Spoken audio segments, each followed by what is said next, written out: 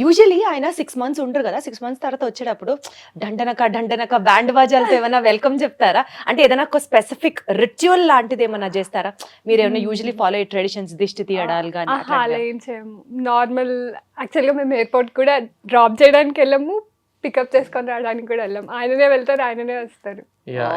అంటే మీరు అలా ఏమైనా స్పెసిఫిక్ గా అలాగే ఉండమని చెప్పారా ఎట్లా? లేదు, నేను ఎక్స్పెక్ట్ చేస్తాను మీరు అన్నట్టు ఏదో ఒకటి ఎయిర్పోర్ట్కి వచ్చి వచ్చింది 6 నెలల తర్వాత వచ్చిందని ఇట్లా ఉరుక్కుంటూ వచ్చి హగ్ చేసుకుంటుందేమో, అటువంటివన్నీ ఎక్స్పెక్ట్ చేశాను. కానీ అట్లాంటిది కాదు.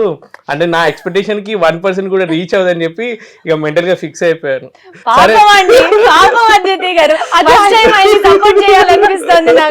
అంటే ఎప్పుడైనా ఇంటికి వస్తాను కదా, ఎయిర్పోర్ట్ వరకు రాకపోయినా ఇంటికి వచ్చినప్పుడు సరే ఈయన వచ్చిందని చెప్పి హగ్ చేసుకుంటా అంటే కాదు, అక్కడ మా మమ్మీ డాడీ ఉంటారని సిగ్గో లేదంటే ఏదో కానీ తెలియని ఒక అదనమాట. ఇక తర్వాత మెల్లగా కొంచెం సేపు అయిన తర్వాత ఎవరు లేనప్పుడు హగ్ చేసుకుంటది అంతే.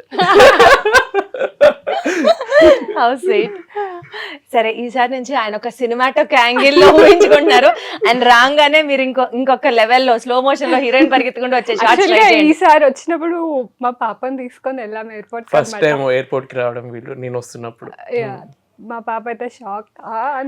ఫస్ట్ టైం ఇలా చూడగానే అంటే మామూలుగా ఏరోప్లేన్ చూపిస్తామని చెప్పి తీసుకొచ్చింది అనమాట పాపని.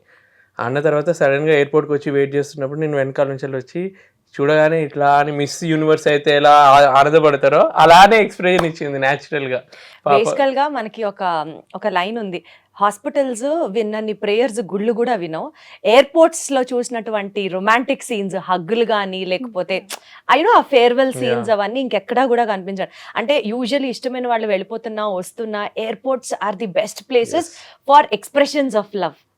నెక్స్ట్ నేను ఆ క్వశ్చన్ అడుగుదాం అనుకున్నాను కానీ మీకు ఇదే జరిగింది మొదటిసారి అన్నప్పుడు ఇంకేం అడుగుతాను నేను. నిజంగా ఎమోషనల్ అయిపోతాను. ఎందుకంటే నేను మా అన్నయ్య నాకన్నా 2 years పెద్ద, ఎలా ఉంటాం అన్నమాట ప్రతిసారి కొట్టుకోవడం. ఇద్దరు బ్రదర్స్ అంటే ఆల్మోస్ట్ ఇంట్లో అలానే ఉంటుంది. వీళ్ళేంట్రా బాబు ఎప్పుడు కొట్టుకుంటారు అనుకుంటాం కదా. మా అన్నయ్య ఫస్ట్ టైం యూఎస్ వెళ్తున్నప్పుడు ఎయిర్పోర్ట్ నుంచి వెళ్ళి నేను ఎంత ఏడ్చానంటే ఇక మా అన్నయ్య వాళ్ళ ఫ్రెండ్స్ షాక్ అయ్యారు. వీళ్ళు ఎప్పుడు కొట్టుకునేటోళ్ళు, వాడేంటి అంత ఏడుస్తున్నాడు. నేను అలా ఏడ్చేసరికి వాళ్ళకి అప్పుడు అర్థమైంది అనమాట. నాకు నేను రియలైజ్ అయ్యాను, అన్నయ్య ఒక్కసారి యూఎస్ వెళ్తే ఇంత ముందులాగా మేము కలిసి ఉండలేం కదా అని ఆ థాట్ గుర్తొచ్చి నాకు అప్పుడు ఏడుపు వచ్చింది. అదే మీరు ఎయిర్పోర్ట్ గురించి అన్నారు కదా, నాకు ఫస్ట్ ఆ ఇన్సిడెంటే గుర్తొచ్చింది. అదే ఇప్పుడు నాకు అర్థమైంది ఏంటంటే సీతమ్మ వాకిట్లో సిరిమల్ల చెట్లో మీరు ఇప్పుడు వెంకటేశ మహేష్ బాబా చెప్పండి. నేను మహేష్ బాబు, మా అన్నయ్య వెంకటేష్. బట్ మా అన్నయ్య చూడడానికి మాత్రం అంజలి అయినా పాపం. అంజలి. ఓకే, జోక్స్ అపార్ట్, సరదాగా ఒక గేమ్ ఆడదామండి. ఈ గేమ్ ఏంటంటే sailor or spouse.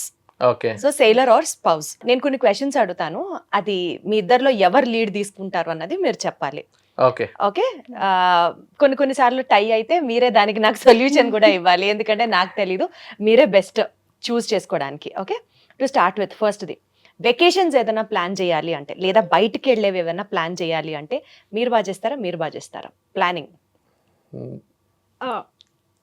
ఆయనేనా first initiation చేసేది నేను, తర్వాత ప్లానింగ్ నేను చేస్తాను. సో ఇనిషియేషన్ అక్కడి నుంచి వస్తుంది. అయితే తను అడుగుద్ది, అంటే తను సర్ప్రైజ్ చేయి నాకు టూర్ కి తీసుకెళ్తున్నట్టు ఈ ప్లేస్ కి అని అంటది. సో దాని తగ్గట్టు నేను ప్లాన్ చేస్తాను. ప్లాన్ చేస్తే అది సర్ప్రైజ్ ఎక్కడ అవుతుంది సార్? ప్లేస్ కూడా నేనే చెప్తాను. దాన్ని సర్ప్రైజ్ అనరండి ఇంగ్లీష్ డిక్షనరీలో, దాన్ని కూడా సర్ప్రైజ్.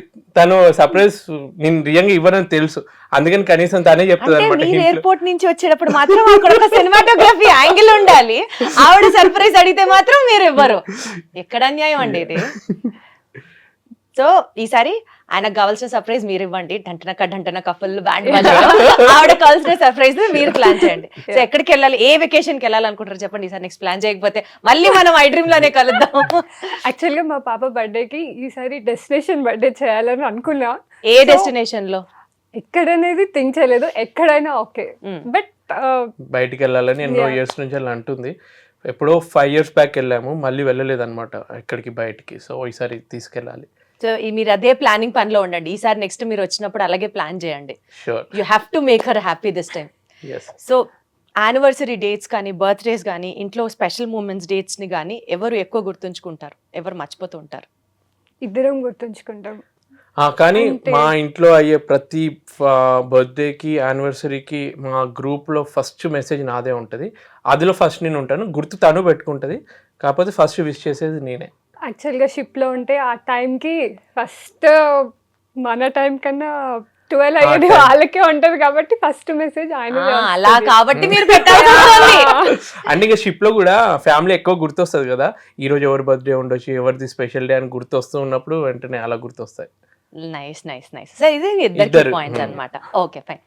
సో యూజువలీ మీకు ఒకరికొకరు గిఫ్ట్స్ ఇచ్చుకునే అలవాటు ఉందా? రేర్ కానీ ఇచ్చుకున్నా. ఇచ్చుకున్నారు. ఏమి ఇచ్చావు?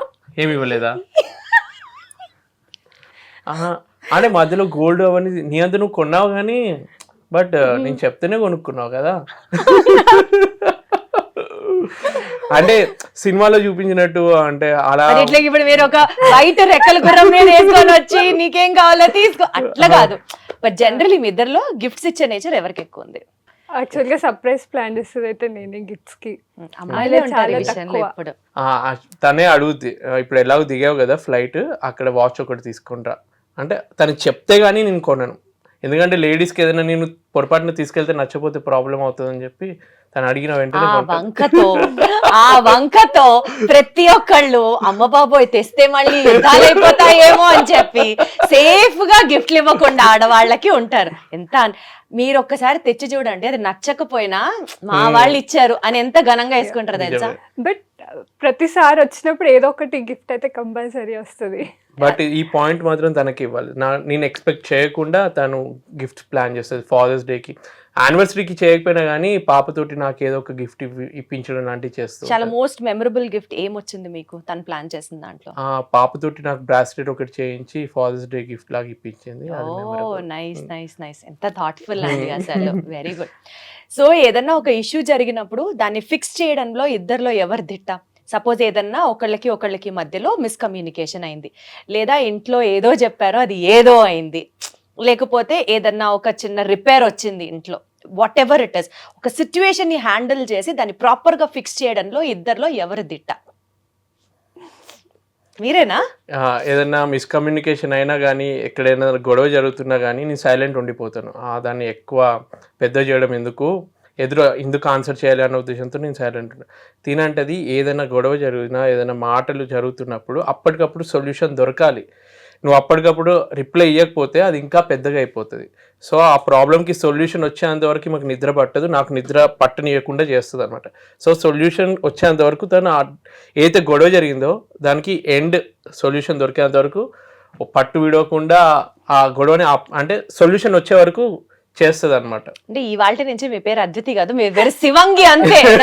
ఒక ఇష్యూ వచ్చిందా తాట తీసి వదిలిపెడతారన్నమాట. ఆబ్వియస్ గా అంతే. నాకు నార్మల్ గా ఒక చిన్న థింగ్ అయినా కూడా అది సార్ట్ అవుట్ అవ్వాలి. లేదు అట్లనే ఉందంటే ఇంకా పిచ్చెక్కుతూ ఉంటుంది బుర్రలో. కొంచెం ఈ పోలికతో నేను కూడా కనెక్ట్ అవుతాను మీతో. ఏదైనా ఒక గొడవ వస్తే అది అక్కడికక్కడ తేలిపోవాలి అంతే, లేకపోతే బుర్ర పాడైపోతూ ఉంటుంది. సరే మీ ఇద్దరిలో సీక్రెట్స్ ఎవరు పెట్టుకుంటారు? నేను. మీకు అసలు సీక్రెట్స్ ఆగవా? చెప్పేస్తా అన్ని. అంటే మీరు ఆవిడ దగ్గరే సీక్రెట్ పెడతారా? లేదు, అంటే సీక్రెట్స్ అంటే మరీ బాధ పెట్టేటివి చెప్పను, మామూలుగా బాధపడను అంటే చెప్తాను సీక్రెట్స్ అంటే. అంటే మీరు బాధపడతారు డెఫినెట్లీ, మీరు చాలా సెన్సిటివ్ కాబట్టి చాలా దాస్తున్నారు ఆయన. ఈ షో ద్వారా అద్వితి గారికి ఒక కనువిప్పు కలిగిందన్నమాట.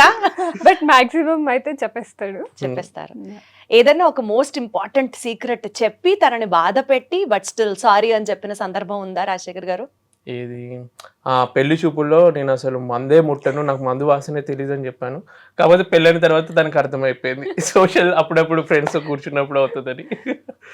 కానీ ఇప్పుడు అలవాటు చేసేసుకుంది. అంటే ఎప్పుడో ఒకప్పుడు నేను ఫ్రెండ్స్ని కలిసేదే ఎప్పుడో ఒకసారి కదా, తనే అబ్జెక్ట్ చేయదనమాట. ఎనీవే నువ్వు ఫ్రెండ్స్ని కలిసావు.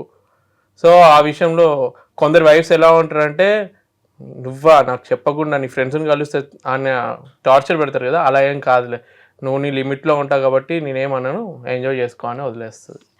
How sweet. అసలు మోస్ట్ సపోర్టింగ్ వైఫ్ వచ్చింది.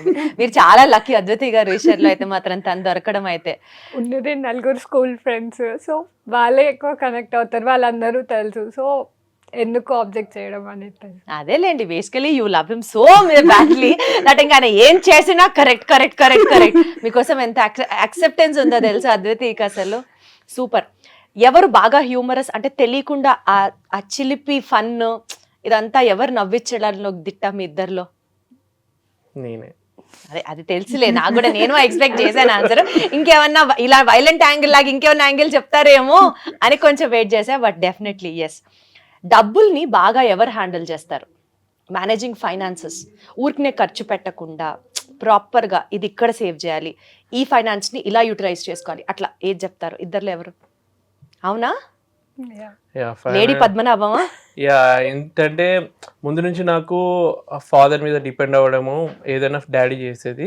తర్వాత మ్యారేజ్ అయిన తర్వాత వైఫ్ కూడా ఈక్వల్ ఇంపార్టెన్స్ ఉంటుంది కాబట్టి, సో తను ఇప్పుడు నువ్వు సంపాదన ఒక్కటి ఒక సైడ్ పెడితే దాన్ని ఎలా కాపాడుకుంటున్నాం అన్నది ఇంకో ఇంపార్టెంట్ థింగ్. సో ఆ సేవింగ్స్ విషయంలో తను మంచి హ్యాండిల్ చేస్తుంది. అంటే దుబారా ఖర్చులు కూడా చేయదన్నమాట.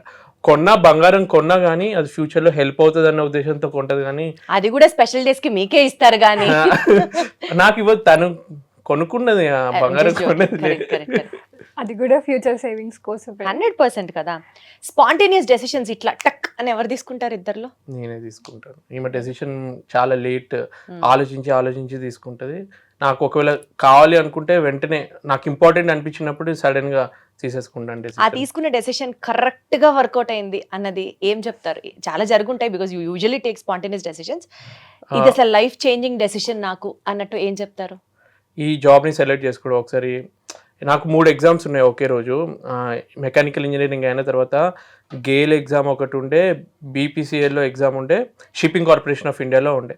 సో 3 ఎగ్జామ్స్ ఒకే రోజు పడినప్పుడు నేను షిప్పింగ్ కార్పొరేషన్ ఆఫ్ ఇండియా ఎగ్జామ్కి వెళ్ళాను అనమాట. అది మూడిట్లో అది ఎందుకు సెలెక్ట్ చేసుకున్నానంటే అందులో జీతం ఎక్కువ, ఇంకా డిఫరెంట్ ఉంది అని చెప్పి అలా వెళ్ళాను. ఆ ఒక్క డెసిషన్, అలాంటివి ఉన్నాయి కొన్ని. డెఫినెట్లీ. సో ఆ డెసిషన్ ఈ రోజు మీకు ఒక గుర్తింపుని అండ్ డెఫినెట్లీ ఒక మంచి పార్ట్నర్ ని అండ్ ఒక మంచి ఫ్యామిలీని తీసుకొచ్చింది. 100% you're happy in your lifes. మీ ఇద్దరితో మాట్లాడడం వల్ల అసలు నాకు కూడా ఒక స్ట్రెస్ బస్టర్ ఇంటర్వ్యూ లాగా అనిపించింది. ఎమోషనల్గా కనెక్ట్ అయ్యాము, మీ ఇద్దరి లవ్ బాండింగ్కి కనెక్ట్ అయ్యాను, అండ్ అలాగే మీ సిన్సియారిటీ, మీ లవ్ టువర్డ్స్ ఈచ్ అదర్, ఇవి ఎప్పుడు ఇలానే ఉండాలని మనస్ఫూర్తిగా కోరుకుంటూ wishing you both loads and loads and loads of love, health and power. All the best మీ ఇద్దరికి. Thank you so much. Thank you.